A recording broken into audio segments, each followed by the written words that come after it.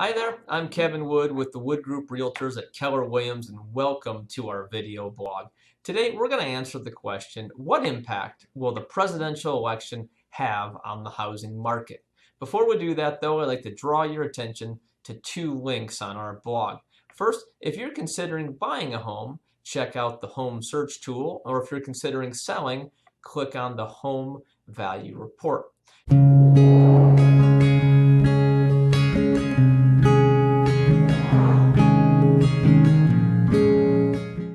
Now, back to our topic of how will the presidential election, and the other elections for that matter, have an impact on the housing market?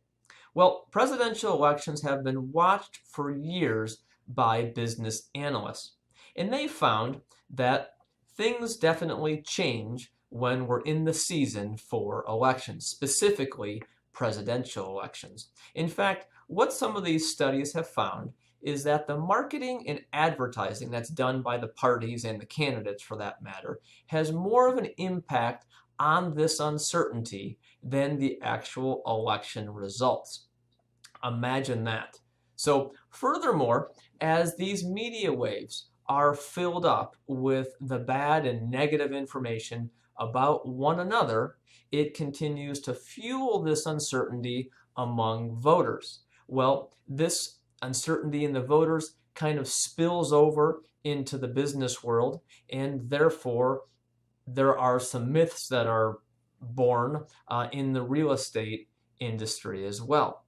So I encourage you to not believe all the hype, because there's obviously a whole bunch of it this time of year.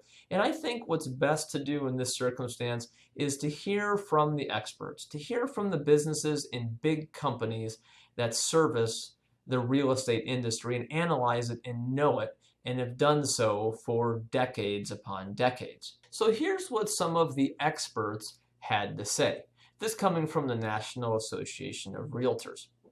So inventory has been very low this year, but even with that, having a slow start going into the beginning of 2016, the growth that we experienced as far as the actual numbers at the end of the first quarter were the best since 2007. So that's some terrific news, even though the confidence wasn't quite there early on.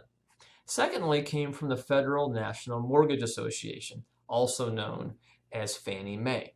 Again, they said the beginning of the year, consumers and businesses did not have as much confidence in the economy, and they weren't out spending money as much as what they expected. However, pending home sales, the number of mortgage applications, and the fact that interest rates have lowered are all signs that we are moving forward and trending upward at this time. So those are two huge resources that have said some good things about the housing market. So, and the other thing is since 2012, which was when our last presidential election was, obviously, our housing market is in a totally different place. Home values were just starting to rise a little bit then, but keep in mind we were coming out of the Great Recession of 2008, and that was really 2012 being the first, maybe second year where we actually started to see some gains in the housing market as far as number of properties sold, average selling price, and in fact across the country, the average selling price since 2012 has gone up on average about $60,000. And the other big factor compared to 2012 is that the unemployment rate was 8% 4 years ago, and now it's hovering right around 4%. So I think the fact of the matter here is you have to look at the facts, the real story, and not get drawn in to all the hype that happens to go around with presidential elections and just elections in general. So for more information about other important topics that will affect things coming up in the future, please don't hesitate to visit our website or check out some of our other videos that will help you save some money if you're a homeowner or if you're considering buying or selling a house. So we'll see you again next time.